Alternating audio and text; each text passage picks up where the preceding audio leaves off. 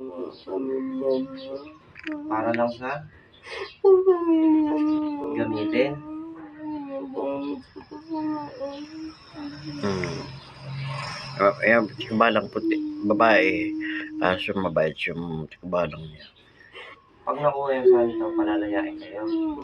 Tapos, ang gagawin sa santong ano na yan, ng mga kulang, tapos sa dagat. Hindi maganda. Hindi maganda yung santo. Para sa pamilya niyo. Hindi kayo sinusuro.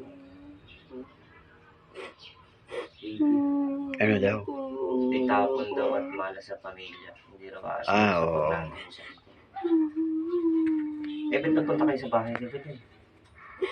Hindi ako yun. Hindi ikaw yun. Sino yung nagpunta? Hindi siya kasama. Yung demonyo. Hindi ba siya nasugatan? Hindi ako.